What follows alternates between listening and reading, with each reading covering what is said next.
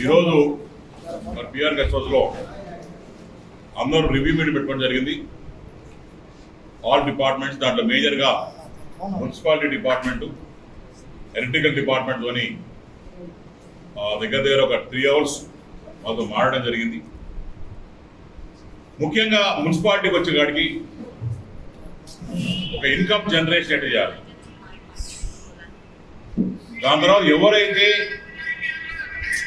Illegal construction చేశారో, ఎవరైతే కోర్టుకు పోయినారో దాని మీద ఏ రకంగా చర్యలు తీసుకోవాలి డిస్కస్ చేసాం. ఎక్కడ కొట్టాలి అని కూడా కొంత డిస్కషన్ జరిగింది. కొన్ని ఉన్నాయి కొట్టేటివి, అవి కూడా డిస్కస్ చేయడం జరిగింది. సెకండ్ థింగ్ వచ్చేసి, ఎవరైతే పన్ను కట్టడం లేదో, ఎవరైతే ఇన్ని రోజులు ఆ టాప్ స్లాబ్ అంటే ఫస్ట్ 30% ఒక స్లాబ్ వస్తుంది ఆ రిచ్ అండ్ దీంట్లో, తర్వాత 20% షాప్స్ అవన్నీ వస్తాయి, తర్వాత కింద పావర్టీ కింద అవన్నీ ఉంటాయి. నేనేం చేశానంటే ఏబిసి క్రియేట్ చేసుకొని, ఏలో రెడ్ జోను, బి అంటే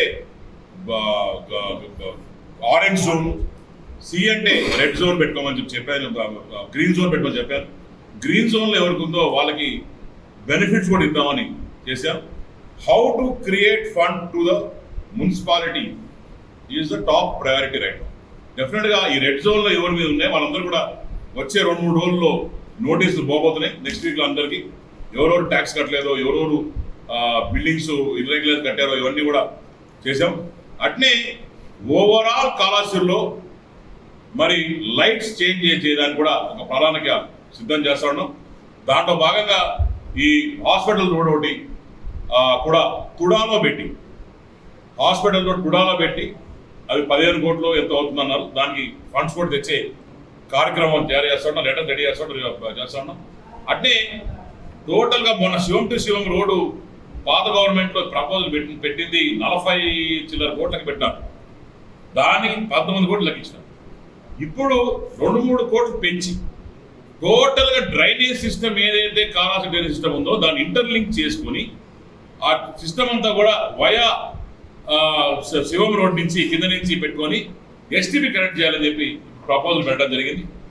సో దానివల్ల ఎటువంటి ఇబ్బంది లేకుండా మరి ఆ కార్యక్రమం చేస్తే ఎక్కడ కూడా ఇబ్బంది లేకుండా చేద్దామని చెప్పి ఒకటి ఉంది. రెండోది, నేను బాధ్యత చేసినప్పుడు వార్డ్ నెంబర్ 7, 4, 6 ఈ 3 వార్డులలో వాటర్ ప్రాబ్లం అని చెప్పారు.